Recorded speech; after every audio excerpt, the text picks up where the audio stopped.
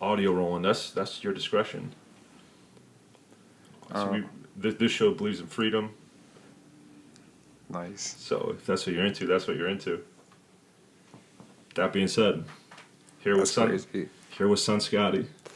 What's good, man? No one deserves to sit down and interview more.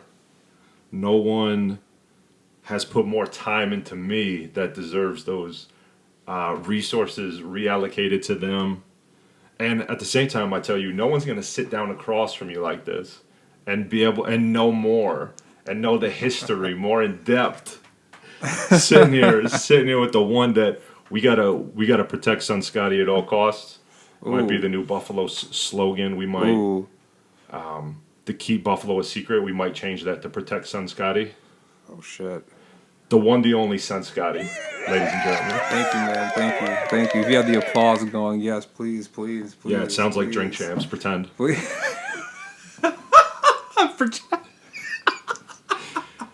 Pretend. We pull up on the imagination. Yeah, no, for sure. I'm really good at imagination. That's how you get good at creating these stories and things that you live. All depends on if you're gonna write your real life or a story, but the creativity needs to be there, and that daydreaming piece is a big piece. We all got that. We got to go back to what we were talking about right before I hit record here, and that's Son Scotty. Huh. Wow. Where's that from? Right on. So, to say something 9 years ago, and then to be, essentially a child at the time rapping it, have 9 years go by and you get greeted by it on the daily. Right. What makes something stick like that? No, but what song is it from? That's the thing, because I know you are saying it from a song. Yeah, it's the Son Scotty Poland. It's 2015, probably recorded in 2014. It's Here With Me, off the Patience album. And the hook is like, here with me, babe. And right over top you hear this, Son Scotty. Oh, wow. And then going, you know what's hilarious? Oh my god. Alright, so I didn't forget the song, but I definitely forgot I did that pull-in. Yeah, it's a very specific place, right? When you make 100 records, you don't necessarily remember every pull-in. No, for real. Yeah. Damn, I do have over 100 records. When something, because it can be lots of things, right? Oh my gosh! Like when we're just sitting there quoting movies, what is it that makes something stick? That it lasts 9 years and you don't even remember where you heard it or said it, but you still say it. What is that? You could chalk it up to just, I don't know, having the ability to have people remember what you said. There's a lot of times, most of the times, where I'll be in the studio and make a hook and then lay half of a verse or something like that, and I'll leave, and the engineer hits me up 2 days later, yo, that hook is in my head, just randomly, just out of nowhere. But that's perfect, though, right? Like, yes. It's everything you could hope for. No, for sure. It's the job doing its job. Absolutely. That's the hook's doing its hook, right? Yeah, exactly. The hook is actually doing what its name says. He's literally hooked. He's caught. Yeah. So much so that he reached out. Felt the need to, yo, you're annoying. So is everything on the radio, Right. Perfect. So is everything that makes money. Yeah, absolutely. It has to. If it's going to make money, you got to have it coming back. You got a few of them. You got a few of them that have forever changed the vocabulary of everybody around you. So I still hit them with, and this probably extends farther than 9 years, but I still hit everything with the, hey, listen, watch out. And Mel does it, my daughter does it. Seriously? It just, but otherwise, they probably don't even know what that's from. You were just mic checking down here, and I'm on one mic, hey, and I was on the other mic, listen. No way. Yeah. No way, wow. Yeah, exactly, stuff like that. Stuff just sticks. Stuff just sticks, man. I got one, too. Sometimes you hit me with you can come and show the light show. Oh yeah, no, that's my favorite one to hit you with for sure. But you know what I mean? Like they're not even like I wouldn't even think of that record to be something that stuck with me. So you were early to the podcast game. Some would say the first person that ever arrived to the pod. Some say the pioneer. Some say the Christopher Columbus of podcasts. In Buffalo. For rap. Do you think the podcast has become... Me and Anthony. True. Do you think the podcast has become the natural transition for the rapper that tacks years onto a life? Yeah, I would say so. That's one of them. Just like how, ball players get out the league and go do, analyst work on ESPN, extend the career. That's a good comparison. Talk about the game. That's an incredible comparison. I never thought of it that way. Yeah. That's exactly what it's like. Yeah. I'm not out the game, though. No, right. I just like to do this shit. But, I love to talk. Draymond Green, for example. What about Draymond? His own podcast that he does during the season. So the game will end, and that same night, he'll go home and do a show about that game he just played. Oh, wow. And I didn't know that. Yeah, and then so much so that, TNT features him. So now, the playoffs are happening in the finals. He's not in them, so he's been commentating and being an analyst on the same season he's played, 82 games in. Right. And who really has more insight than that person? Right. Yeah. I remember the Wolves Den. Yeah. That's the one. Driving up, the Boulevard? Is that how you get there? Yeah, that's one of the ways. You gotta take the bridges as well. I avoid the bridges at all costs. Why? Does that make you scared? Oh my gosh. To go over the bridges? So much so, yeah. Really? They're terrifying. Oh. That's not unheard of. A lot of people are scared of those bridges. I spend the 1 mile leading up to it and the entire time on it plotting how I'm going to escape and stay afloat.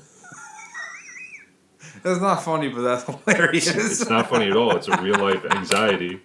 This is real commentary. That's really what'll be going on. I'll be planning this out and trying to calculate everybody else that's in the car too. Who's number 1 and 2 on the depth chart? Who I need to save? And oh shit! So, Oh my god! That's sick. You guys had the Wolves Den. I remember driving up the boulevard. I think I came with Pete, right? I think you did come up there with Pete. Yeah, because as a rapper, you have to bring people with you. You have to. It's like unwritten. It's basically an unwritten. Like when I went to do the podcast with my man Wave. Yeah, got to. Yeah, you seen that one, right? Yeah, I've seen them all. I have a whole collection. I got the whole season. I brought Chewy up there. Got to.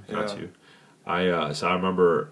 Jeez. You had like a freestyle segment, and I wanted to go a cappella, right? I didn't want any beat, but I also didn't want to freestyle in case I choked, right? So I just tried to memorize something and then get there and pretend like I was freestyling it. But I think for our show. Yeah. You're gonna do some a cappella, and I'd be like, I'd have it all prepared, but out loud I'd be like this. Yeah, let me think of something.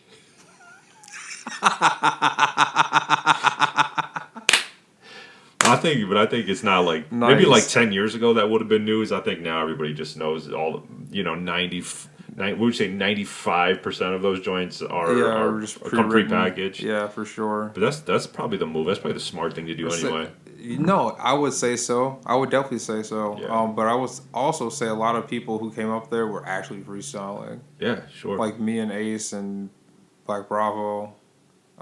Taylor, we were all if you were about to put me on Sway, I would not show up and just hope I pull a rabbit out the hat. I'll pull up with that shit ready to rip, recited 100 times. Yeah. And I'm sure they probably talk about the beats too. They're probably text messages going back and forth. What beat you want? What beat you gonna have? Oh yeah, no, for sure. Yeah. But then you pull it up Shout and out pretend Radio Washi too. He was also there freestyling with us. Yeah, pull that. You have that DJ there. Pull it up and you act like it's this is crazy. Where'd you find this one? Yeah. But 4 weeks ago, you're like, I'm gonna do this. Right, exactly. Have it queued up. Oh my god. Have it queued up. Yeah, man, the podcast game, you're all over that, and I remember. Yeah, it's fun. You mentioned your partner Ace. He interviewed us as GHP at GCR Audio. Had us locked in there. He did. Yeah, you don't remember that? No. So Ace, we did an interview as GHP. I was in it? At GCR Audio. Yeah, you were in it. It was on YouTube, and we did like a 30-minute joint. We performed Pete Rose at the end of it. What the fuck? Yeah. What? Yeah. It's all real. We can go find it after this if you like. Yeah, please, because no, I don't want to. Young Jamie, pull that up. Yeah, one day.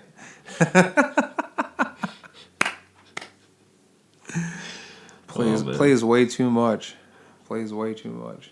I think this next question is like an interview in corporate America question. So I'm gonna. Great, I work there. I'm not gonna ask you it, but I'm gonna say this is.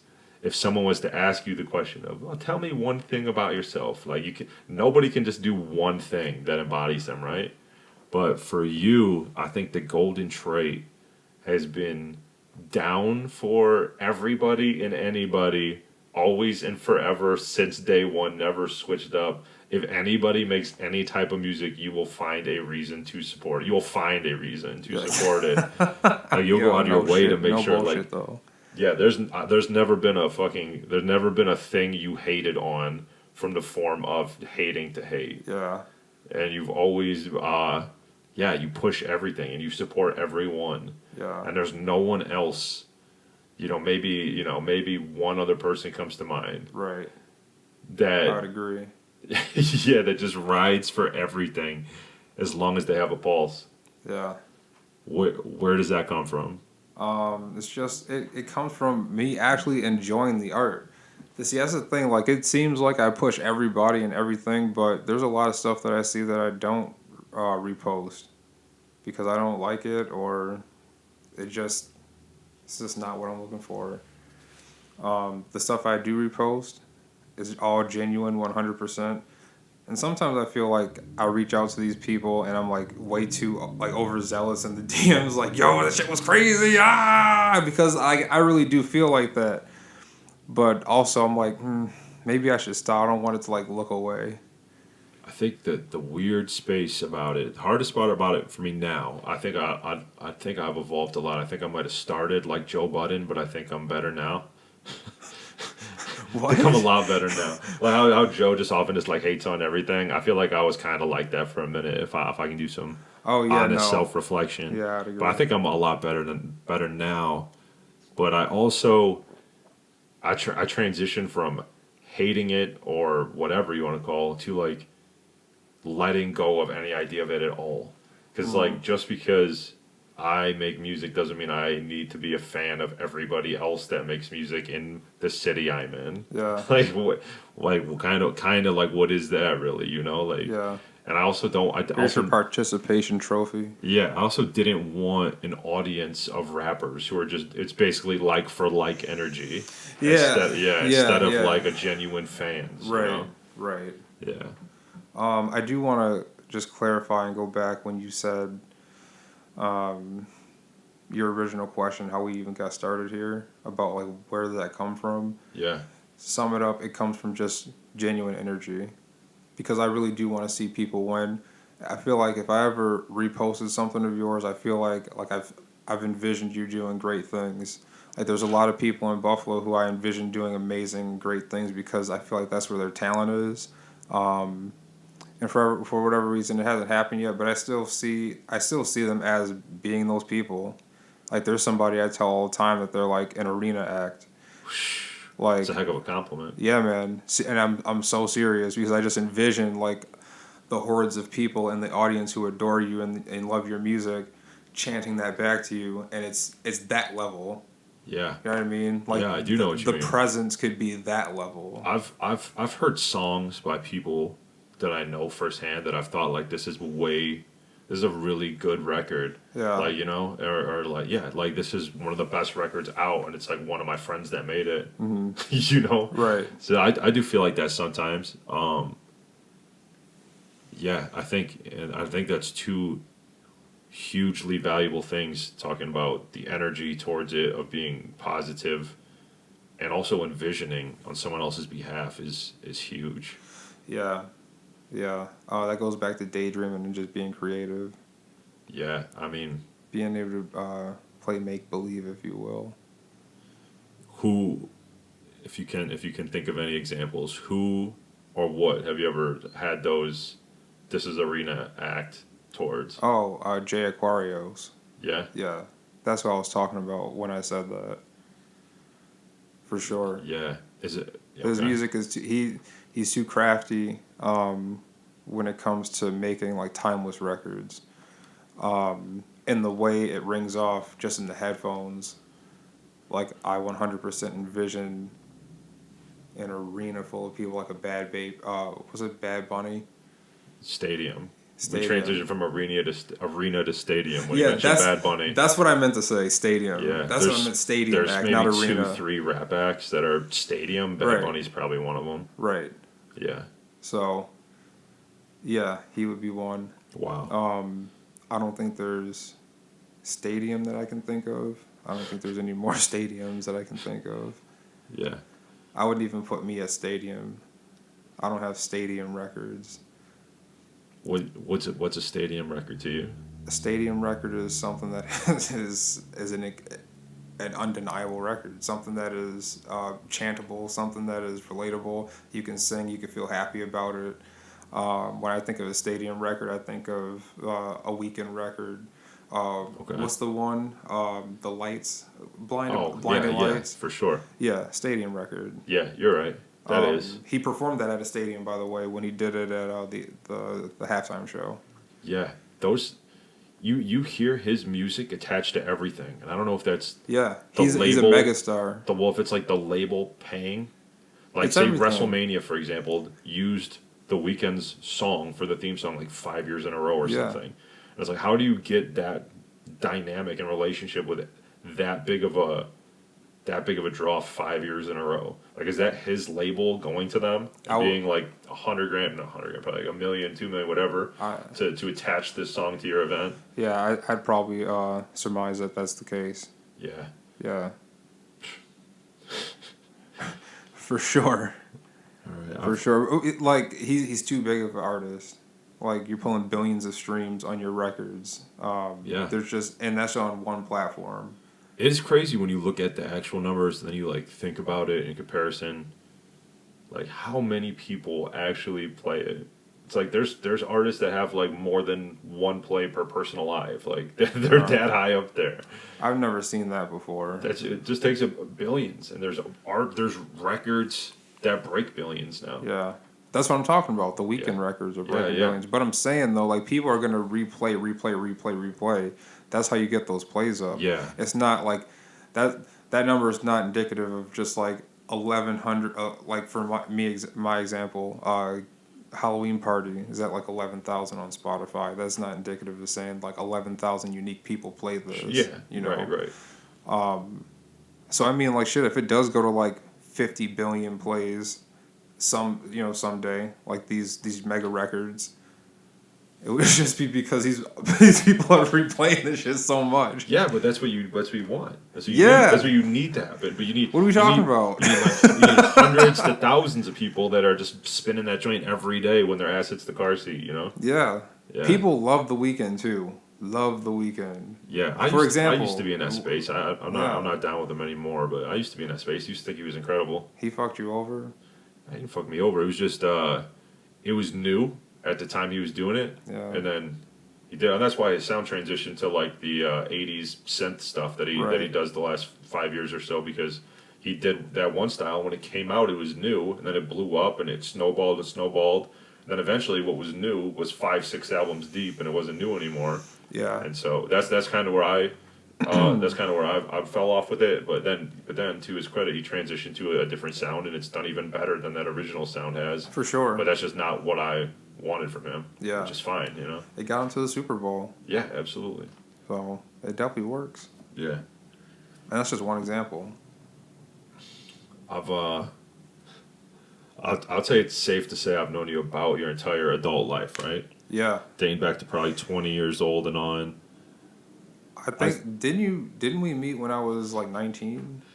18, 19? Like, well, not 18. Probably like 19. I've been through the Son Scotty Eras tour. I got him for you. So there's college Son Scotty. I was telling my There's also different. There's also different variations, right? Yeah. It's like when you get like a wrestler on the video game. There's like 4 variations of them. Yeah, yeah. You know what I mean? But you got College, Son Scotty. Uh-huh. You got Best Buy, Son Scotty. you got Shown, Son Scotty. Some of these overlap. You got Live with my friends in an apartment we rented, Son Scotty. We got the Act with the Ceiling Peeling, Son Scotty. And then we got the Off Bailey, Son Scotty. Oh shit. Which era is your favorite era of life to date from those? Which of those did you enjoy more, or would you go back to? Act with the Ceiling Peeling. What does that one entail specifically? Because that could be a lot of things. That could be a big window of time. That was just a fun time. 2016, 2017 era. Pre-COVID. Yeah. That was when I had the hashtag series of mixtapes only. So I was, like 23 at the time. And yeah, it's just a good time. Just outside, acting bad, showing out. That's all I'm going to say. So I'm going to take wheeling and dealing.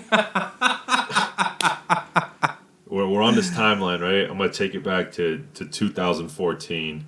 Yeah. You're probably 20 or 21 around there.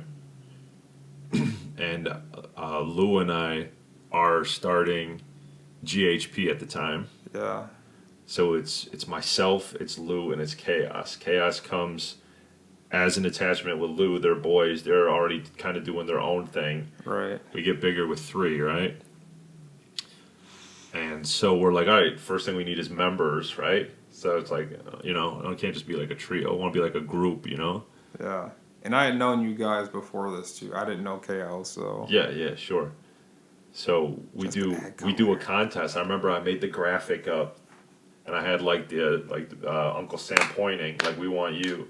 And I made a whole ass graphic. Yeah. There's like how to apply to get into this group. And we got like probably. it was a job entry. I mean, it kind of was, right? You want the right people. You want the right people. That's an important asset. You don't want everybody. Right. You want quality over quantity, per se. So we run this contest, and we were planning on picking one winner, but we picked 2, and we probably got like 7, 8 submissions. And for me, yeah, it was they were very definitively the 2 that we went with. Like, it was very easy for me to pick those 2. So MX was one of them, and MX just was rapping his ass off. Yeah. And nobody else was he was like the prime version of himself. Like, he was like ready to come to the team and be like a star. Like, he had put his time in already. He had already honed his craft. He was fucking nice, right? Right. And he was out, but just hustling by himself, making really good fucking records by himself. And there was you, who could also rap, was younger, and had the fucking podcast platform. So I already had my head in the place of like, we could cross over to this and have it be like a fucking show that's a part of everything we do here, have them feature our artists that are on the brand, the people we work with. So I was seeing it like that, like bringing you in as a whole ass fucking, a whole ass different weapon for all these different reasons. Mm-hmm. And it's crazy to think, well, first of all, before we get there, you and your dad came up to the meeting. Or like, yeah, okay, these are going to be the 2 winners. MX was good to go. You pulled up, you're like, is it all right if my dad comes? And me, Lou, your dad, and you sat just like this in the studio upstairs at Lou's apartment. Yeah. And he was just asking the right questions, right? And as you would, right? And him being that defensive with you means that he wholeheartedly believed in where your skill set could take you. Yeah. From the jump, right? Yeah. Like, that's the number one indicator. Day one. Yeah, and for me, it's like, if this party is taking it that seriously, they also have the same intentions I have. And, I just spoke, there was never anything. There was never enough fucking money involved for anything to be crooked anyway, right? But, right. But yeah, I always had the right intentions. I was always a fucking for the artist and person type energy is what the whole goal was. But it's crazy to think at that meeting when both of us and Lou and your dad, everybody's so hesitant and defensive. Now here we are a decade later, and I text you like every day. Yeah. but fucking picked you out of like a collection of songs with strangers, right? Right. Who the fuck would have thought at the time? But I gotta run you through this quick. So I just wanted to say something about that. Yeah, absolutely. Please do. So that contest I won when I was in Albany for Best Buy. I was out in, or was it Syracuse? It was one of those cities. I was planning on entering, but I had forgot, and the window had closed, and I was like, oh shit. Yo, my bad. Like, I meant to send this, and something happened with my computer. Can I send it now? And you're like, oh yeah, no, it's cool. We were just happy to have submissions. And then like that. I was probably said some shit like, I hope I can get to it. But. Yeah, probably something like that.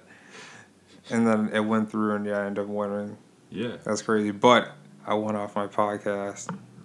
Crazy. That was a big piece of it, because, but also did the music help? It was innovative. Yeah. The music helped. The music was there. Yeah. Okay. But, God damn. So I was like, fuck. Well, you're also a little kid, bro. You can't be Huh? You're also you're a kid. You were making like your first records of your life, like. Yeah. No. So I'm saying though, like, when I say like, I can't remember what I entered. I think slapping. It was. Yeah. Huh? I was saying, MX's music was slapping, and you were like on some like first 10 songs I made. Right. You know, that's what I'm saying. You were coming in getting drafted, where he was getting like brought in as a free agent. Right. These sources. You guys were at different spectrums. He was probably early 30s, you were early 20s. You know. Right. No, for sure. Yeah. He was early 30s back then. I have no idea. Yeah, I need to run you through this roster. So me, Lou, Chaos. Yeah. MX, Son Scotty. We bring in Reese. We bring in Genesis. Yeah. What is the potential of that unit if they're doing the right things? Massive potential. And where do they sit as a legacy piece of Buffalo history? They would be definitely either one or two. I would say as far as like the people who did it, for sure, because there's so much there. The From the Ashes mixtape, like if that could have been amplified and like had more seriousness behind it, it could have did a lot. The thing that always kills anybody in this thing is like the lack of visuals. I feel like that's one piece of it, and we didn't have a lot of visuals at all. Yeah, that's any. Accurate. But the gift and the curse walk hand in hand in this instance. You're talking about the album, which I 100% agree with you on. There's also the money piece too, though. There's fucking bangers on that album. Yeah. Stuff that when I was doing shows, I would use them because they were best parts of my catalog, but they were on that tape. But the album and the visuals, yeah, spot on. But you got to take into consideration. Now you go from I just need myself and a cameraman to I need 7 people and a cameraman. Yeah. And it amplifies how hard every single thing to do becomes because you have to get 7 people essentially coordinated. Yeah, instead of 1. But like, what was attempted? Yeah, that's fair. I can't remember what was attempted. I think we did. I think we went and shot a video for Spit a Cypher, if I'm not mistaken. Yeah. We did do that. We were all at the like little abandoned skate park looking thing. That's right. It's the SPCA now.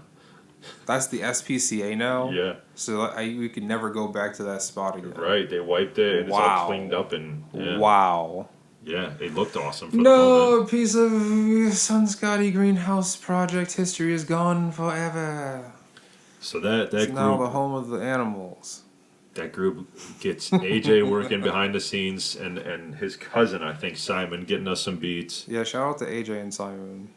That later evolves, years down the line, to Casey and Nick. Yeah.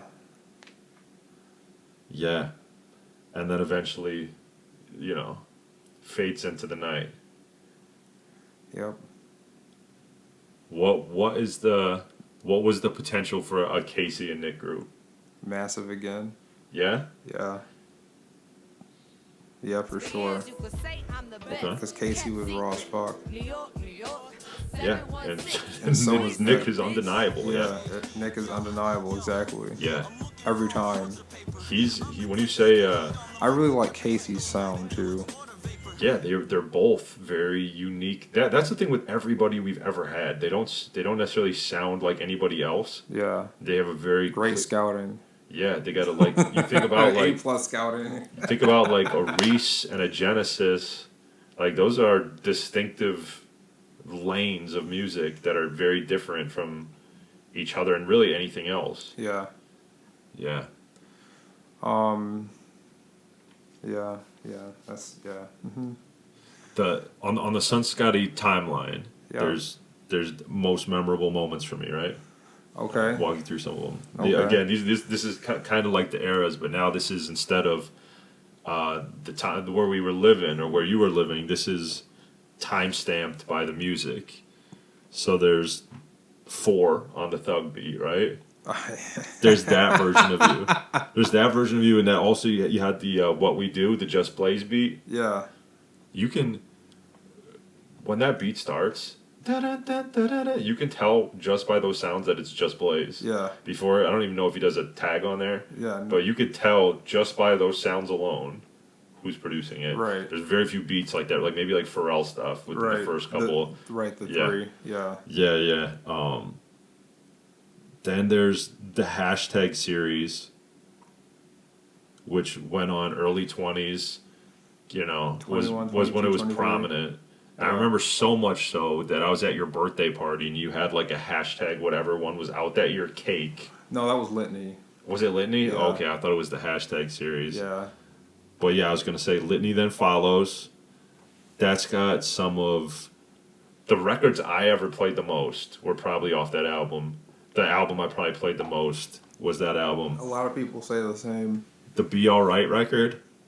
I just want to be alright. I haven't played that joint in years. I can remember it, right? And then the other one that had an auto-tune hook was like, I love you Sunday.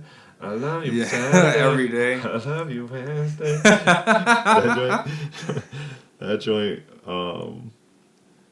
Live shows. There's an era where you're tearing up all the local venues, and you got one of the most high energy shows that's done here. Yeah. There's the distinct memory, one of my greatest memories, maybe one of the most purest memories I have of actual hip hop and what it actually is recording, releasing a freestyle. The Schoolboy Q's that part. I knew you were going to say that. In your attic. But freestyling back and forth in the attic, that becoming a record.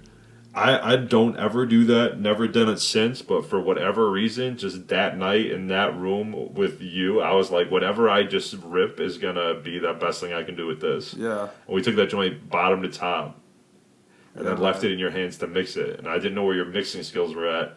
And I remember I was sitting out in my garage one night and you sent it back, and it took me a few plays, and I was like, oh my God. Because the first couple times I was good, I don't know if this is everybody or just me, I'm like so anxious because I have such expectations that you can't even tell what you're listening to. Your heart's 100%. Just like racing because you're even playing it. 100%. Like, 100%. This actually finally manifested itself out of my brain and into an actual song. Yo, that feeling right there is like the feeling. Well, that's a literal manifestation of something out of nothing. Yes. Like I'm thinking. I thought of this and I made it. Yeah, and it sounds exactly how I thought of it. Or it doesn't, but it sounds better, worse, who knows? But that's did this translate to what I imagined it being? Mm-hmm. So that joint, yeah, man. So that's those are the eras I can think of, but there's one that stands out, and I feel like the biggest reaction I've ever seen you have, and I don't mean you personally, I mean your audience, for anything you've done is the Halloween tape.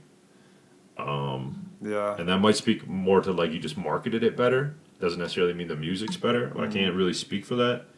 But from the kids on social media to adults in corporate America at the office, something about that tape, I mean, it can range from the cover is extremely well done. Yeah, shout out to Anthony Ace for that. Put it out in October. Had a run on it on Instagram. Remember that? Every other day I was dropping like a new scary post. Yeah, I think for October there was something in the air for that tape. Yeah. What was it about that tape that it just it feels bigger than a lot of the rest of the library. Yeah. Yeah. Because that was the first one that I really put a lot of money behind, that, me and Spencer Vega locked in and created that sound. I told him I wanted a themed album and I wanted to do Halloween. And he was like, all right, well, I'm going to start watching some Halloween movies. And that's another thing, too. Shout out to Spencer, because I tell this story all the time when people ask me, like, what's the recording process like? And I said the way I picked Spencer was that, like, I asked him, like, why are you mixing? Like, what are you doing music for? And, like, some people would be like, oh, yeah, I'm doing it for the money. Oh, because I'm good at it or whatever. He was like, because I love music. I love creating. I was like, all right. You asked engineers questions before getting down with them? Are you kidding me? I've never done that. Absolutely. Mine's like, who's available? Yeah, because I care. Who's available and I can afford? Yeah, because I care a lot. Yeah. Yeah. And I don't want just, like, anybody, like, touching the art.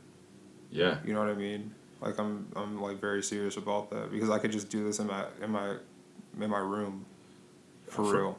Yeah, you're right. And I think for me, and it just sounds like I love that approach. For me, it's like a lot of like, who's the most professional?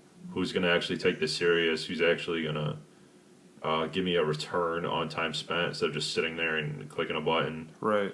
Who's actually like invested, or not even, or maybe more so than invested. Who's aware that, respectfully, like, this is pretty good and has potential. Right. If you also put a certain amount of effort into it. I just want somebody who cares about making music. I don't really care if you like what we're making or not. Like, help me. Yeah. But you say, like, what's the deal about that? Why was that the one? It was, again, because, like, I like being festive and, like, theme driven. Like, when I did the late Christmas gifts for Christmas. Right. Remember that? That was a theme. I wanted to do one for March Madness. Like, I'm going to do one, and I'm also going to do one for 420 at some point. But, yeah, just, like, I like themes. I like shit that goes together. Like, all my projects, like, have some type of theme to them. Do you find it more challenging or less challenging, because you now have a destination, you're going with it, to make a whole album around a theme in comparison to just a general? Probably more challenging. And the reason being is I'm saying that is because, like, I'm doing that right now. Like, I'm trying to, me and certain producer / engineer are in the studio right now working on an album or an EP. It initially was an EP. I turned it into an album. I think... but finding the theme for that is, like, the challenging piece. And also to circle back on Scary Nights and close that before we move forward, I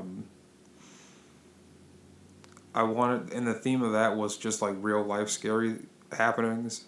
Like... Gives it an extra layer. Like, people talk about, like, slasher films, and, like, they think that's horror. Or, like, the real horror is, like, getting pulled over by the police at night, getting caught out in the country where you don't, quote unquote belong, and then they pull up on you. Wow. Not the police, but folks out there type shit. You're still out here adding depth to this album. Yeah. You're still giving it a new meaning right now. Oh, you didn't catch any of this? I mean, I remember you even telling me that, but it's just like, you just explained it really well, and it does bring another layer to it for sure. More Scary Nights, like your girl missed her period. Sure. That could be a scary night. Yeah, okay. Getting caught outside without It's super well done. Without a weapon. I think Scary night. People run up on you. Scary night. I think you alcoholism. You need to somehow relay all that when advertising that thing. Yeah. Because even myself, like, I wasn't, like, obviously I knew you had some other layers to it, but a lot of that really can hook somebody that wants a reason to listen to it. Yeah. Yeah. I mean, this I feel like will help with that. Yeah, hopefully. When this, clip this. Yeah, we definitely need clips. You definitely need clips. In this day and age, you need massive amount of clips for. Or this is actually going to be a 50-part episode. Yeah. Exactly. 50, 30-second clips. Exactly. And you gotta find them on the internet, spread across various places, and put it together. The great puzzle. I can't find episode or clip 14. These things start trading like old VHSs. Yeah. Do you have piece 28? Right. I'll trade you. I got 2 of 31. Right. 2 of 31 is disgusting in a digital form. Like, what the fuck? Yeah, I have them limited as well. I got 1 vertical, 1 horizontal of 31. Yeah, I just have the Son Scotty side. Yo, for real. Oh, shit. Oh, shit, for real, though. Yeah. 1 of 1s. Right. That's the real NFT. Your Spotify goes crazy. Yeah. It goes up and down. How did that happen? And when did that happen? I added... Okay, so there was a meme page. Okay. And you could pay to, like, have them put your songs on memes. Okay. On Instagram. Yeah. So I reached out and I was like, hey, I want to do that. Because I think it's cool. I like memes and I love that page. Yeah, who doesn't like memes? Right. So I pay them to do that, but they also like, oh, you can also get on our playlist. Like, it's a small playlist, whatever. We put you on there. So I looked at the playlist beforehand. It was a relatively small playlist. It had a nice amount of followers and listeners and things like that. Nothing seemed fugazi about it. It had a bunch of not local to here rappers, but local rappers from other places. So they were like, yeah, we could put you on there. Pick a couple songs, and then we'll do like a TikTok promotion as well. Like whenever you're ready for that, just let us know. We'll put it on TikTok too with your sound, so people can go get it. So I'm like, all right, cool, good. I think it's a good deal. Yeah, I got put on like 4 different pages. It's appeared they do really well, man. I think. Right, but listen. So they put me on the playlist. They're like, oh, we're putting you on another playlist as well. I went to this other playlist, and it's enormous. Yeah. It's like 100,000 people in it. And I'm just like, fuck, please don't. So, next couple of days, nothing. And one day, I just go look at my Spotify for artists, and it spiked like 10,000 plays type shit. Yeah. And I was like, what the fuck? Like, just like a huge spike, a plateau, and then a sheer drop. And I was like, well, this is a bot farm. So I just got bullied into this. Not bullied, but like, you know what I mean? Yeah. Like, that second playlist was like tough, a bot man. playlist that was a fake bot stream. And I knew because it was all coming from one town in Germany. And like fuck, man. So Spotify got on me about one of the that. most annoying things is like genuinely trying to find the real advertising and genuinely asking for it, and you're still getting hit with fake shit. And it's because initially so hard to filter. Initially, like if the whole promotion was just to put you on their Instagram page and their little playlist that they made by themselves, then that's fine because that playlist was real. But this other one that like put me on This Is Metal playlist on Spotify and like all weird type of shit, I was so mad, dude. I was so fucking mad. I still am super fucking mad about that because that's not a real number. Sure. And I'm gutted about that shit, honestly, because I always try to do things the right way. Yeah. There are records on there that did do those type of numbers by themselves, 100%, but just those recent ones, I'm not going to sit here and lie and be like, oh yeah, it was this, it was that. No, like, this is what actually happened. Yeah. It's one thing I'm not going to do is sit here and play and lie. So that is what happened. That's why you see the giant number on Spotify. Got you. And Spotify is the only place that it happened to, so anywhere else is all real. It's real there too, shit. It's real there too, but it's inflated. What is the reaction when, okay, aside from those ones that you're mentioning, you're more worked up about it than anybody else is going to be, I promise. Well, I mean, it's me. It's how. But when you see a song or an album, whatever, gain genuine traction and kind of do as much as a record can from where we sit. You see it do really well. Like what is that feeling? What is that reaction when you see that? Of my own? Yeah. I'm like, oh shit. When you see a genuine surge in like a certain song or it's great. Yeah. It's great. Because then I was like, I wonder like what happened. Like what happened right there for that to, occur. Yeah, the reverse engineering of how did I do that? Yeah, exactly. Like And how do I do it again? Right. Yeah. So, June, big month for you, right? Yep. Historically speaking. Yep. Birthday. Yeah. Hashtag series transition to just a release every year now?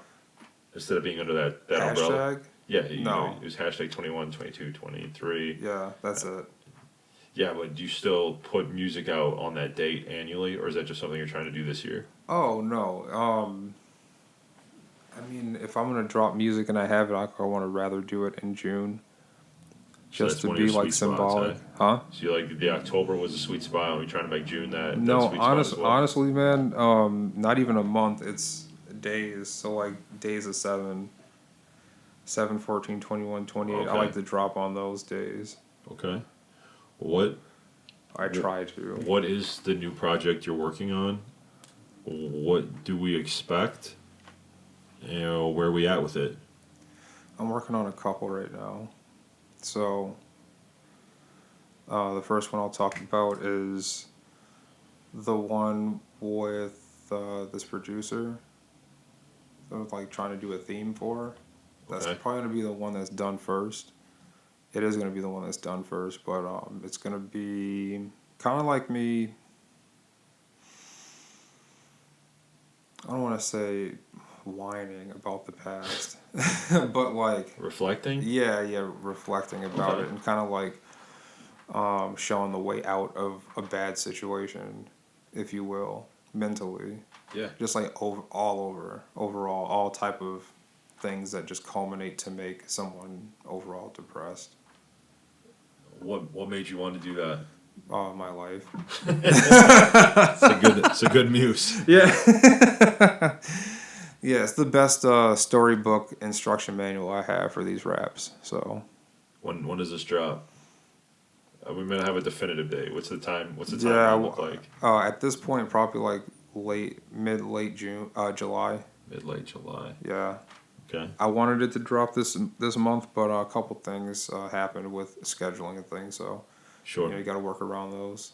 But You- this is probably one of the hardest projects I've ever had to write, 100%.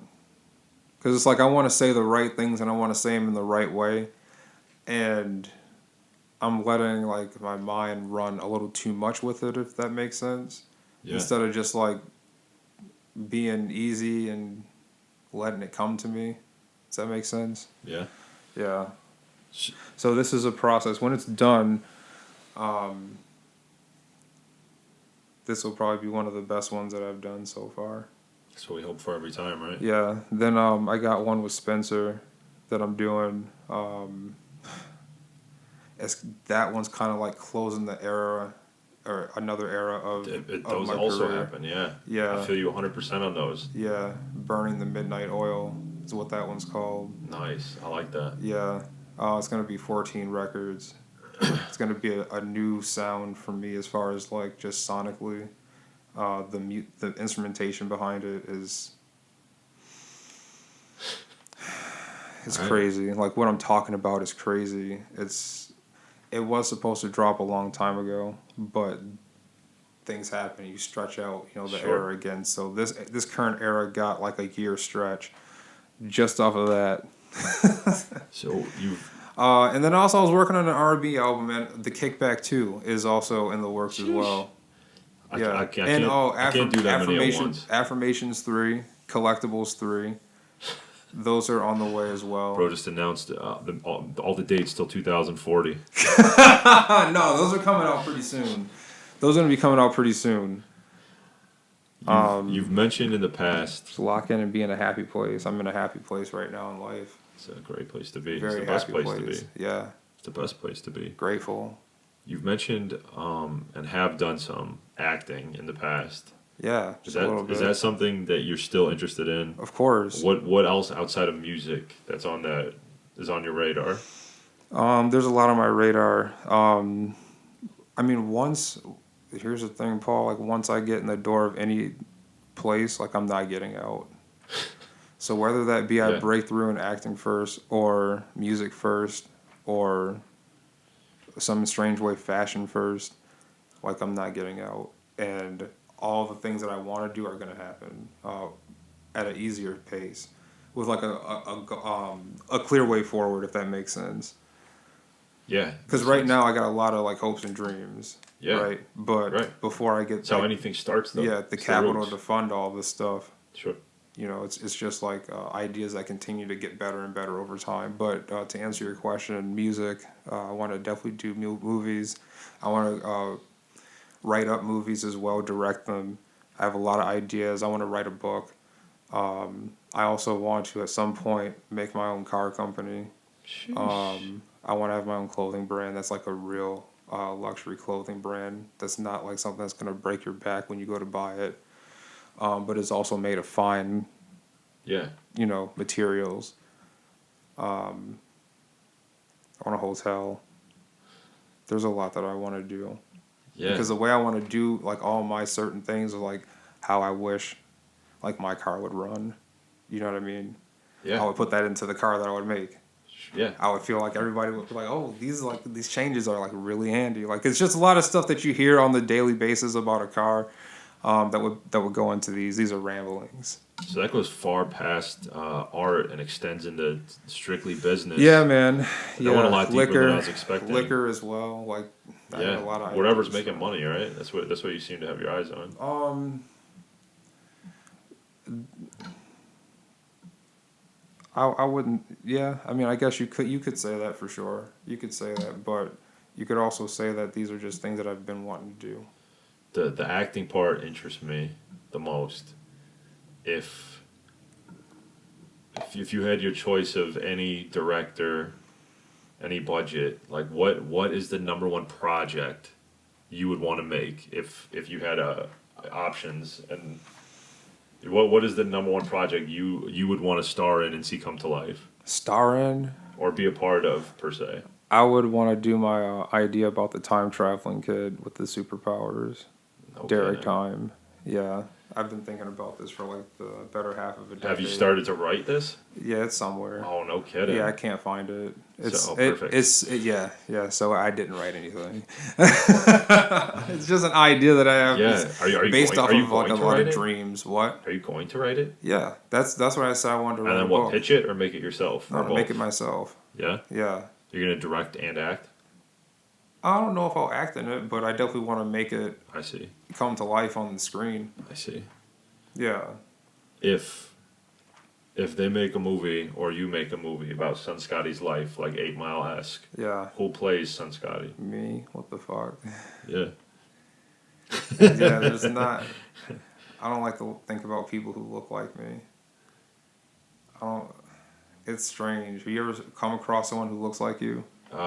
He does, but he's a little bit older than me, so he can't like play me. Oh. Yeah. I was gonna say Brad Pitt. Oh.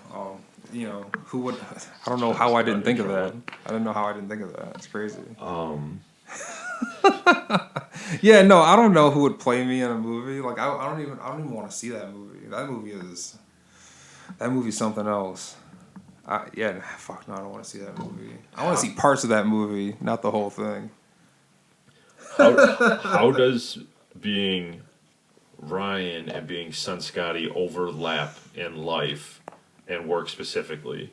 And what happens when you're at your white-collared universe and you overlap with fucking the Son Scotty, I don't want to say character, but variation of yourself? What is that like when they interact in the real world? I would say that they really don't. And in my world, I try not to have. I was gonna say, is that intentional or is that just how it works? It's very intentional. Yeah. Yeah, I'd rather not be that person. And it's not like that person is a bad person or like someone who doesn't want to be around. Right. But like, that person is much more free acting. Yeah. I would say. Can say things Ryan can't maybe. Yeah, likes to joke around and things. Yeah. Not in a mean way, but just in a way that is maybe dark humor sometimes, and like I don't want to like Sure. scare people. Now that sounds bad. No, that doesn't sound bad. Sounds. Yeah. I can Clean this relate. up. Clean this up. You got me in this mess. Clean Yeah, it no, up. I can relate to that totally. And my rap name is my government name. Yeah, that's why you wanted to be called Deaf at one point. Yeah, absolutely, spot on, spot on. But they don't really seem to overlap because people just aren't just out here like Spotifying your name. Right. No, that's out. that's for sure. That's for sure. So unless we're linked up on socials, they tend not to know. Yeah. But there is a trickle down effect that once one person finds out, they tell two, and then they each tell one, and it just kind of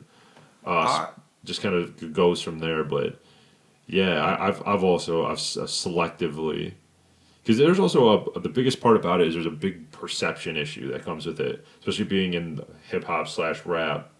There's however this person sees that genre is then projected onto you, whether or not you fit into or not, right? Yeah, because if I rap, I'm automatically Eminem. Mm-hmm. So it's like, no escaping it for you, buddy. And you have blonde hair. Yeah. So yeah, I selectively avoid it. Yeah. Tell people when I think they would like to know, like if someone tells me they're doing something that's somewhat comparable or is interested in something comparable, then I'll present it. But I also will preface it, like I don't tell people for this reason at work because I try to log on to Teams at 9:45. Bill, Paul, get freestyle for us. Yeah, no. Yeah, you know what I mean? No, that's really the energy, though. No, I know. Yeah. I know. It's funny now that you say all that. I remember probably why you're asking this is because I performed at that job. Yeah. Yeah, so I can't really hide from it. Yeah. People still come up to me. That was like, you had the party going. Yeah. People come up to me still and are like, "Oh, didn't you do so and so?" Yeah, sure did. And so you mentioned having all those lanes you want to explore. Yeah. What's the dream life? Like what's a day in the life of like if you were there?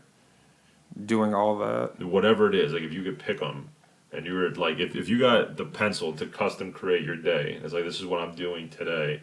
This is where because I've hit that peak I'm talking about. Like what does that look like? Just like a straight up throughout the whole day. I don't need my dream. I don't need an hour by hour, but like what would you be doing? Like what are the things I would wake up with my family, very happy. Do you have kids? I do have kids. Okay. Married.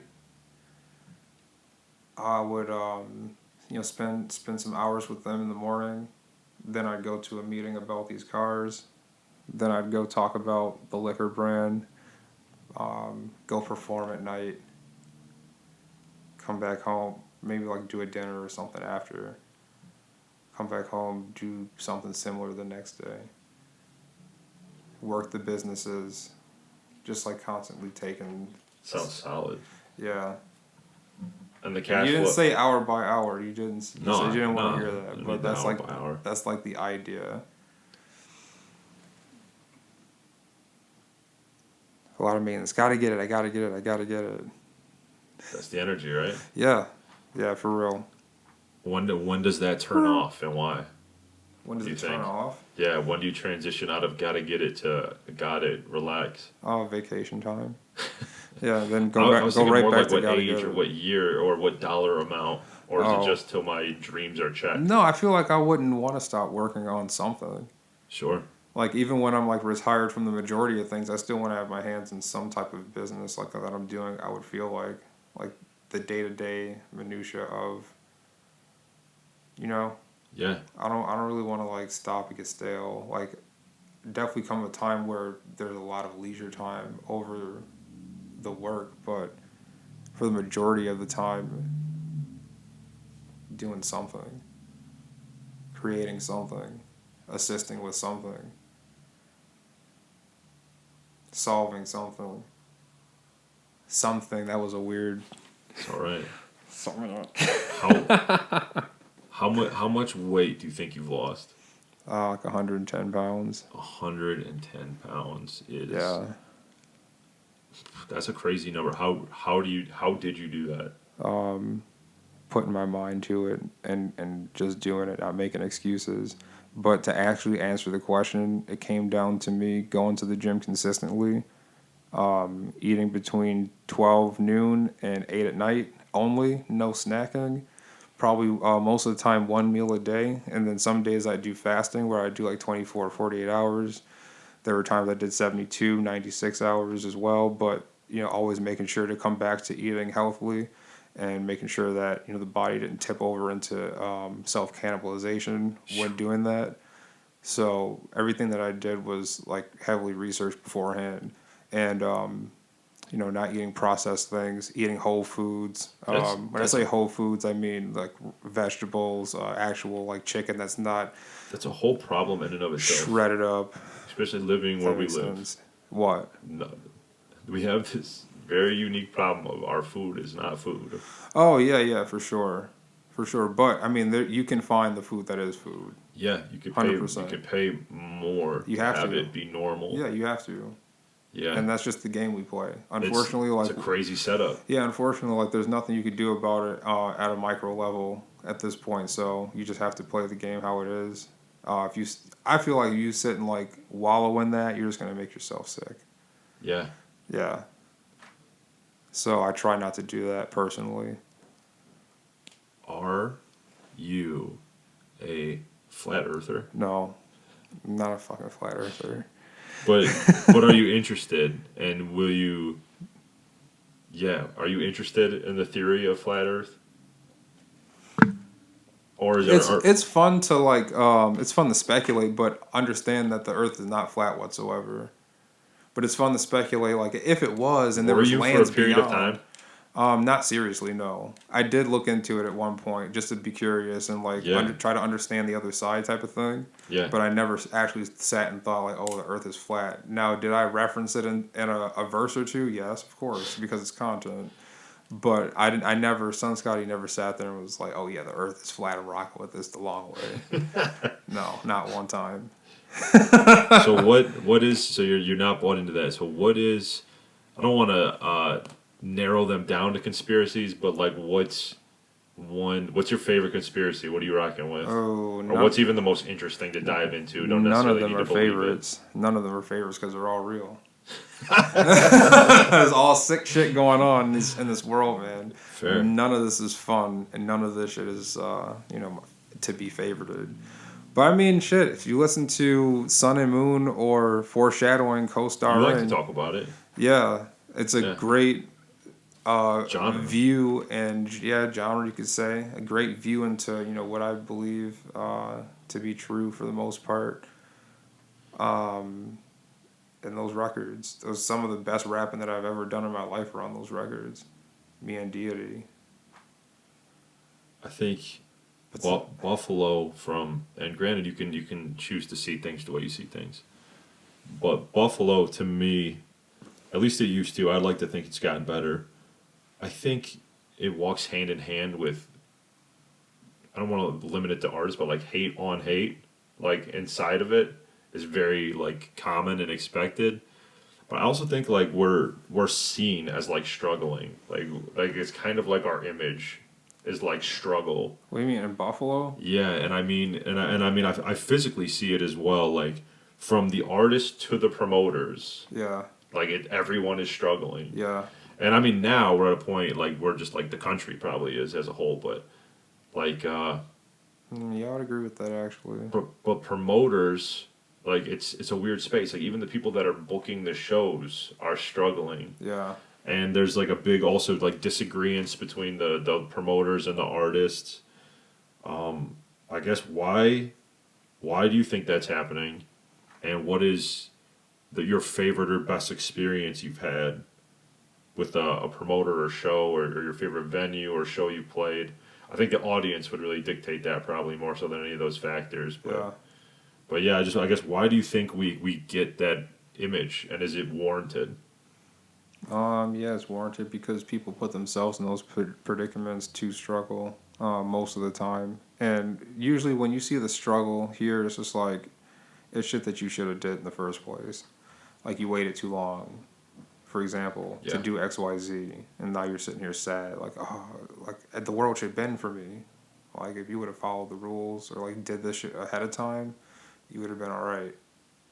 All the other struggle, I can't talk to because I don't know it. I haven't seen it personally.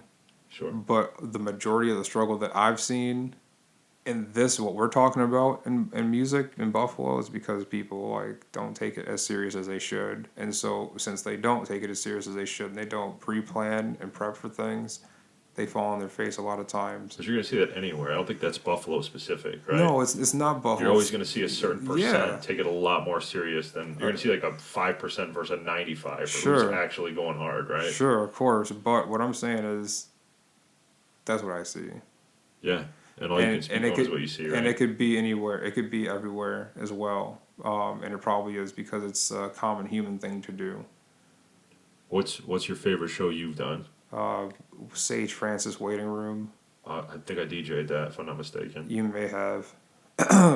Yeah, I think I did. Yeah, that was a good one. You had them turned up. That show, I had the bigger crowd from the closure. That's crazy. That's the goal, though. Essentially, if they can get somebody to open and bring that, then that's yeah. why, but that's the why thing they is, they left. Yeah, they left. It's not on you. I know. I know it's job. not. I know it's not. They're still going to make the same amount of money off it, so that's what they really. It's just funny. I'm sure, like, they told, like, yo, the crowd is huge. Like, and he came out, and it was just, like, like 20 people at that point. Yeah. When it was just, like, 70, his dad 80. and brother. He's not from here. Why would they be here? Right, exactly. But, yeah, no, that's probably the favorite one. I think I crushed the stage in the E.J. Manuel jersey. Yeah, and then that. hopped off. That was the first time I ever had a fan interaction. Downstairs in the waiting room, this girl and her boyfriend were walking by and like heard the music, came up and watched the show, and like we're like, "Yo, can I give you a hug?" Like that shit was so fire. That was awesome. Yeah. You were amazing on stage. Like kind of like really fanning out type shit. And I was just like, "This is crazy." Yeah, you're like, I got time for one more. Yeah, let's take a pic. Right. Yeah. Exactly. And got the pic too. Yeah. If you could get a feature from any artist in the world, who would it be? Ross. You had that one ready to go. Yeah, I really I think like you guys Ross. would blend well. Yeah.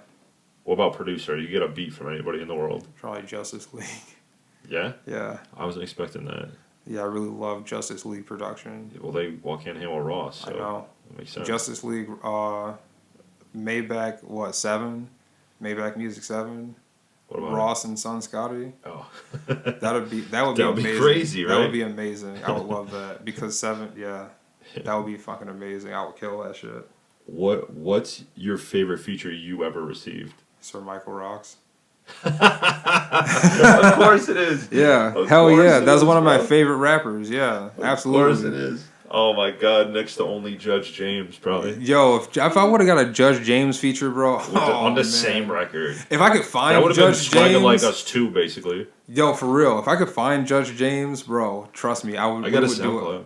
I know I have it too. I know you do. Unfortunately, you just send it to me, bro. Ooh, they want to see us. Judge James. Damn, bro. Doesn't anybody in the earth know what you're talking about? Nobody at all. No one on planet Earth knows what that means. Oh man. What's your favorite feature you ever gave somebody? Oh man, I don't give many because people don't ask for too much. But the one I can think of probably be the one I gave to Hostel for Problems. We did a song called Problems. Yeah. Yeah. It's got the fire graphic. Yeah. Yeah, I know what you're talking about. I remember that verse. Nice. I don't count. That's a great feeling when you do that. I don't count Me and You though because the council. I don't count that as features. That's fine. Yeah. That's fine. But some of my better verses were on that album as well. Yeah, same for myself. For sure. Smash that shit. What are you listening to right now? Like, what's your number one? I'm listening to a lot of Tekka, man. Yeah? A lot of Tekka. Okay. Yeah. Tekka, King Carson.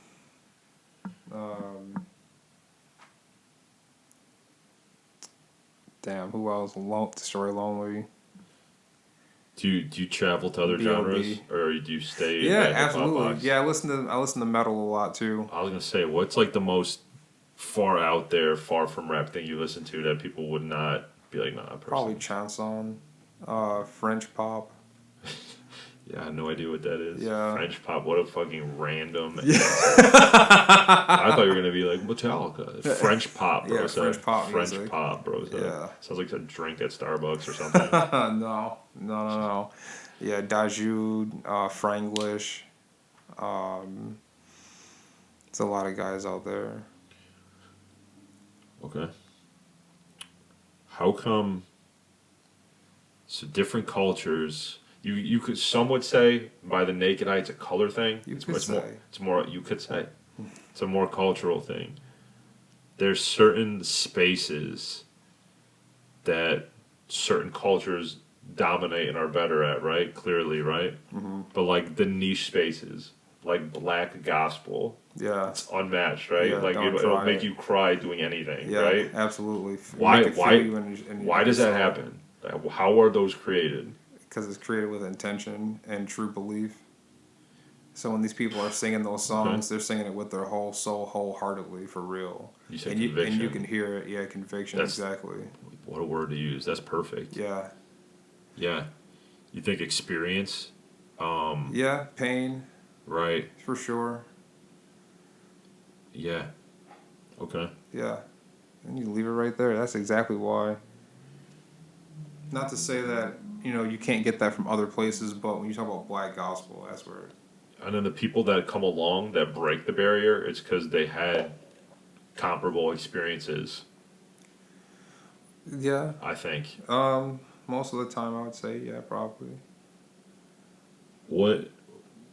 Not the best, but what's the most influential albums that you have in your life? That kind of timestamp moments in life and just mean a lot to you. Wiz Khalifa, Flight School. Crazy one. Went with Wiz right off the jump. Yeah, 100%. Man, I have a Wiz album like that too. Yeah. Maybe even a couple of them. But Rolling Papers, the first album, definitely time of my life where he was coming off the back of a kill streak of mixtapes. Yeah. And I finally did like a major album. Yeah, that was a Wiz moment for sure. Yeah. So Flight School for college. Cushion orange juice for when I was just smoking in my room.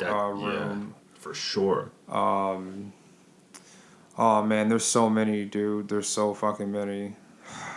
When I say Live Love ASAP, the first one, not the I know album that about. released the mixtape one. I don't know if that's Live Long or Live Love. I think it's Long Live ASAP, if I'm not mistaken. I think that's the album. But I don't know. The album. That's not what you're talking about? I don't know. No, I'm not talking about the album. I'm talking about the mixtape. Gotcha. Yeah. That Mac Miller Macadelic. That's all part of the same time set. B.O.B. Elements mixtapes. We're not Laugh. the best way I can. Go ahead. The best Mood way I can. Music, Joe Budden. Mood Music too. You loved some Joe Budden back in the day. That was your guy, man. Yeah, man. The best way I can explain the difference between like a 5-star album to me and an influential album is like how much it timestamps like that period of my life. So Lapel Luxor, Michael Rocks. Bro, please so much. I'm so dead ass. Falorin by Wale, Detroit Big Sean, Dream Chasers 2 Meek Mill. DJ Drama talking on Dream Chasers used to have the people going. Yeah, I wanted Gangster Grills still. Yeah, I would love to have. Who doesn't, one. right? Who yeah, doesn't? I wanted DJ Holiday one too as well, and Green Lantern mixtape. But the cultural timestamp, like there's one great example that comes to mind. Wayne's Carter 3 came out when he was the hottest rapper to ever live, in the very heart of that moment in time. Carter 3 came out, and the same year, T.I.'s about to go to jail, puts out Paper Trail en route. That year and time was crazy. Both those albums were crazy. Yeah. But if you were to be like, what's one of your favorite albums of all time, I wouldn't mention either one of those. Right. But there was an incredible moment when those came out. Yeah. Yeah. 50 Cent, Get Rich or Die Trying too. Facts. It's probably one of my favorite albums of all time. Just like a purely classic album. No skips. Not one. So on the back of that, I got 5 albums here that I think are 5-star. Yeah. I just need you to tell me yes or no they are or aren't. 5-star albums? Yeah. Okay. 5 out of 5s. Okay. The first one, Get Rich or Die Trying. Oh yeah, 5 stars. Take Care. 4.5 stars. Good Kid, Mad City. 5 stars. The Heist, Macklemore. 3 stars. Have you ever played through it? No. I've heard the songs from it, but I haven't. Matter of fact, yes, I have, because I bought the album. I have the album, like, in its cute little puffy package. Sure. I have that. And it's yes, I did play through it. 2014 Forest Hills Drive. Oh, 5 star for sure. So we got 3 in there. Dear Richard, I Trying, Good Kid, Mad City, Forest Hills Drive. Yeah. Is there a Drake album that's 5 stars? Yeah, the one with his head in the clouds. Nothing was the same. And Views. Nothing was the same. And Views, he's got 2. Yeah. For sure. I have to talk to you about it because it's the most trending topic on earth. Yeah. When it comes to hip hop. You already know where it's going. I believe so. Who won? Kendrick. Yeah, you did. Yeah. I think even more so, you just say like, "Not Like Us" won. Yeah. That was like when you're watching Troy, and they call Achilles into battle, and then like just everybody knows. Like, all right. The crazy thing is Drake called him to the floor to battle, and didn't expect him to like actually pull out swords. I thought it was over at one point because it was taking so long for it to come out. Yeah, and Kendrick came out rapping some of the best raps. He went crazy Ever over a heard. catchy ass beat. They not like us. They not like us. I love Drake. And they not like I know, us. I know. I went to the Drake show and did like Kendrick this with my hand. Crazy. And had my hand like this for 2 hours straight. Yeah. With a phone in my hand at Yeah. the Drake show. Beat your ass and how the Bible of God's watch. Certified boogeyman. I'm the one that popped the skull with him. Certified boogeyman, though. Sheesh. That's what they kept saying. I He know. used everything against them. That shit's crazy. He went crazy, bro. To me, that Ain't you tired? What is it? The braids! Euphoria is crazy. 616 in Compton is crazy. The only one I don't like is Meet the Grams. It's just so like... it was a little try hard. I'm reaching a little too much for info. It- I'm trying it to hit a little sits- too personal. Yeah, and it sits on you like oil. Like, it just doesn't feel right to listen to. Ah, okay. You know what I mean? Like That makes sense. I didn't know what you meant by oil, but yeah, it's nice. that makes sense. Yeah, it's nice to listen to the first time. It's like, oh my gosh, but after that, Yeah. like it's just hard to listen to. It's hard. Not like us. And also, the daughter thing is fake, so that's like a third right. of the whole verse. Where does Not Like Us rank in all time diss tracks now? It's definitely top 10. It probably needs a little more time to marinate. Yeah. But like already, what's the feeling right now without being a prisoner to the moment? It's definitely top 10. To me, it's Not Like Us, Story of Adidon, back to back are the last. In the last 10 years, those are like, like all time best. They're like hit 'em up type legacy type Yeah, songs that will stand time and still get played despite being a diss track at the time. yeah. Yeah. Like I think those are like ether categorized, but they need more time to get that prestige put on them. But I think they're going to end up there. Sure. Do you believe and agree with the idea of the big three? Yeah, sure. If you want to call anybody the big three, who else would be the big three for real? Like actual real rappers. All those guys' names are their real names. So those are the big. It's a great point. Yeah. It's a really great point that I never really processed. Yeah. Cole, Yeah. Kendrick, and Drake. All you Right. guys' names are your names. That big three has been established for like 10 years now. Yeah. And it's just kind of to look at it now, it's like, yeah, it's definitely them. But then you start thinking about like the run, like it's been those three for like about 10 years now. Do you think Future's a big four? Yeah. Is that a thing? Yeah, I would say so. But is it like an asterisk four? Like they're definitely the three. You're like the if we need four, you're four. Yeah, 100%. But Future is he's a massive artist, so we should not forget that. And he's got hits and anthems that span over a decade. I've never listened to a Future album front to back, but That's a the mistake. songs he has, they're undeniable. Yeah. Yeah, they're like the songs I do, they're undeniable. They sound like nothing else. They fucking go. They slap. Like, everything's great. The one you should go listen to that I can think of right now would be Dirty Sprite 2. Yeah? Go listen to that top to bottom. I remember seeing a story on ESPN that Lonzo Ball said Future is better and has a better catalog than Nas. Yeah, and that's how he thinks that's how history's going to remember this. A lot of kids say that, for sure. Because this is the guy for them. Like, it's happening now. Yeah.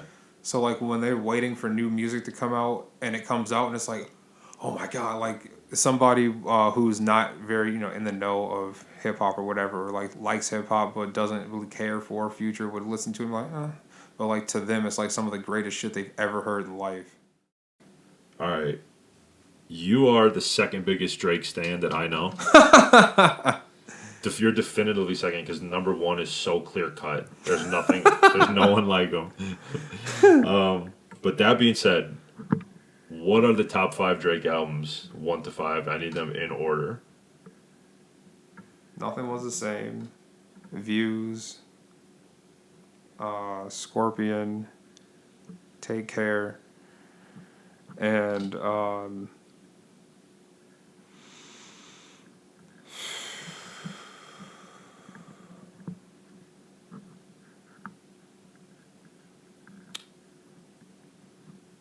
man,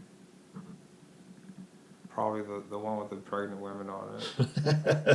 Oh man, that's a raunchy list, bro. The one with Daddy's Home.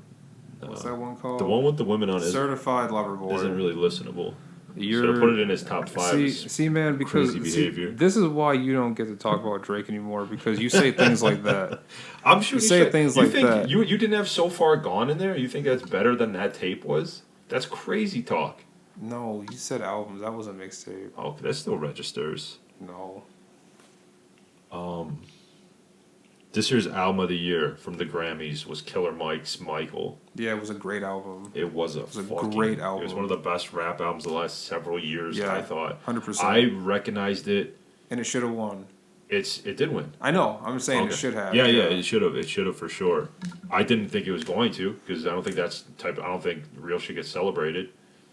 I think we got like, ignorance on parade is kind of the goal, it seems like. But yeah, the fact that it did was crazy. But that was a moment where I can remember being in my daughter's room, cleaning her room, putting it on her Bluetooth speaker, hitting play from the beginning. I was like, oh shit, Killer Mike came out album. Didn't know that, because I always was listening to Run the Jewels at the time. And I've seen Killer Mike on podcasts, and I just love everything about him. He's like one of my favorite fucking people in all this shit. But I didn't know he put an album out. I was like, I didn't even know he was making solo albums. Fucking played that. That was one of the moments, the same prestige that the first play of Good Kid, Mad City had. Wow. Like, hit play, and we're like, we get to the intro slaps, he's rapping his ass off, we get to the end, and there's like talking on the end. Like how Good Kid, Mad City, how all the great albums like put everything together, right? Make it all blend and have like a story intertwined. As soon as they started talking on the outro of the first song, I already knew. I was like, this is gonna be a fucking heater for sure. Yeah. So yeah, I'm very happy he won that. I think it's been a long time since anything of real quality and substance like that got decorated, and he cleaned up too. I think he won 2 or 3. I think so. Yeah. And he got arrested the same night. For what? I think he pushed somebody. So they arrested the man. Who's the GOAT in rap? Oh man.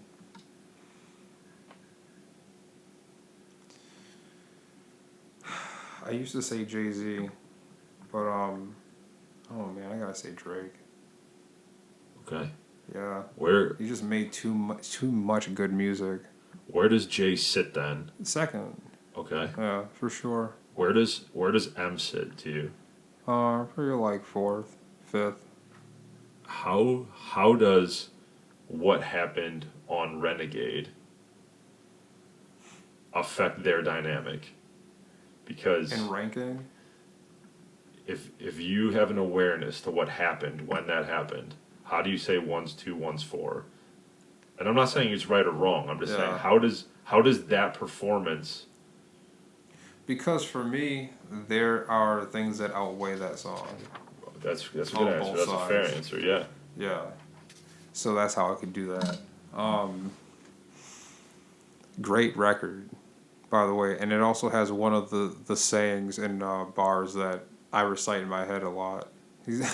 Not a lot, but like it stuck with me. I would say when M was like, when you look in the mirror and you see yourself as a kid again and you get embarrassed. I was like, wow. Yeah. That is some real shit. This is why we can have this conversation, because you're too young to even like really, because I was in like, I want to say I was in like 5th or 6th grade when that came out. So for you would have probably been like 2nd or 3rd, but you come here quoting, pulling bars out of it, being the same age as my daughter. Like that's crazy. But as a student of the game, we can do that. And now that we had to check in, that was actually just a heat check, because when I'm about to take you, I'm gonna need a student of the game in order to have this analysis. Now, I don't want to steal the thunder. Someone on TikTok did this homework. Okay. So this is not my own research, but it's factually accurate. But I gotta just give credit. Sure. There, all right. Sure. But because I agree with this, and I bumped into it. Why? And I'm not taking anything away from how good his music is. Don't get me wrong, but to me, and just to me, I don't get why Jay is on such a pedestal. Even in like take M out of the comparison. Even like in comparison to someone like Nas, I will listen to Nas a lot. Even his most recent stuff, he had like front to back albums. I never really had that with Jay. I never had a certain song by him that I had on any playlist. So I just don't get. I think the business, and what he's done, is what carries him, and it's not really his music. But I say that to say this, because you, for example, put him at 2. A lot of people put him at 1. I'm gonna run you through a timeline, all right? So over the span of his career, there was never 1 year where he was the guy. 96, it's Tupac, right? I think that's pretty undeniable, especially when he's that young. 97, Big dies and has a fucking all-time album. 98, DMX, 2 #1 albums same year. Unheard of. 99, DMX outsells him again. 2000, Nelly and Eminem go diamond. Diamond, what a different time. Yeah. 2001, this is the best argument. This is the best year that if you were to be on the counter argument side, this would be your case, but Ludacris drops Area Codes, Move Bitch, Roll Out. Crazy time. Okay. Crazy time, word of mouth. 2002, Eminem Show, Diamond, Nelly, 7 million sold. Yeah. Nelly was Drake at the time. 2003, Get Rich or Die Trying drops. Yeah. 2004, 2005, he's retired. 2006, Carter 3, Paper Trail. Paper Trail wins Album of the Year at the Grammys. Yeah. 2007, Graduation comes out. 2008 through 2011 is just Lil Wayne, period. Yeah. Just his period.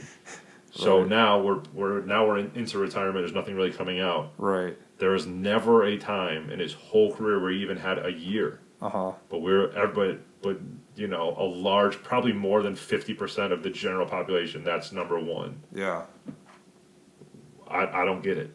Because Jay is the rapper. When you think of rapper... Does marrying Beyonce also elevate everything? No, because Jay was Jay before he did that. Dude, it's just... And I wasn't even around for this, but I know this. Like, what Jay meant to New York City is just unparalleled. Also different time, yeah. Yeah, it's where that totally really time. mattered. Coasts and cities, also, yeah. And also, too, like, you got to remember this, like, who's still here?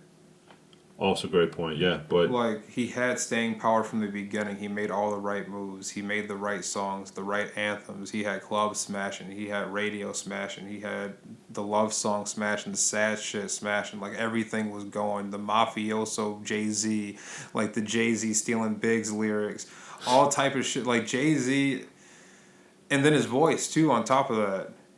Yeah, it's very recognizable, of course. Just like when you think of rapper, you think of Jay-Z. I think making a song like the Alicia Keys song "New York," you And Jay-Z also had the baggy pants, iconic like rapper persona. Yeah. So like when you wanted the to be a fucking rapper, Yankees that's backwards. what you wanted to be. You wanted That is New Yo, York. for the longest time, my cousin dressed like fucking Jay-Z because he loved Jay-Z so much. Oh, and it was a lot of Jay-Z's kids the like reason that. when I got to high school, I was button up instead of jerseys. Yeah. Yeah.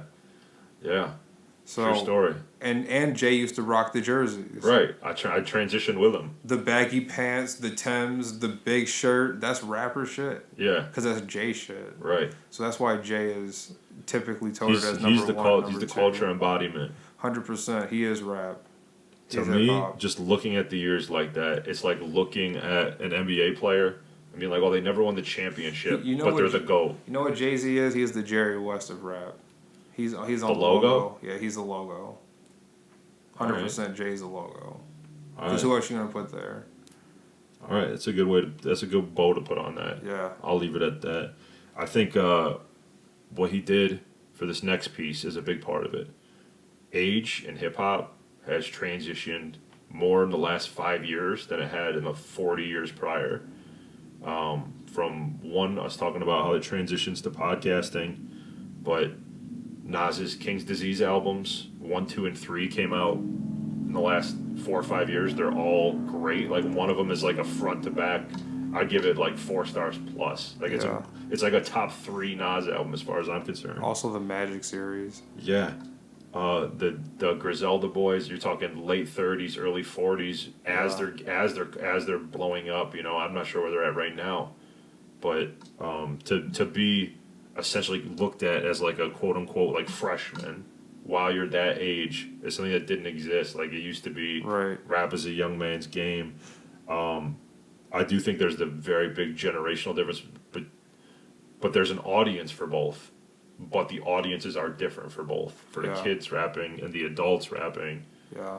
But I think for us, it's like seeing like a Jay-Z or a Nas. It's like seeing like a Rolling Stone or the Beatles or something. Is where the universe of music has gotten to. And I think that for that reason, there's always going to have an audience because we just always will respect the clout and the skill set that came with it. I got one question left for you. Sure. And that's it. And then I'm going to let you get out of here. Why the Indiana Pacers? Yo, what the fuck? That's so random.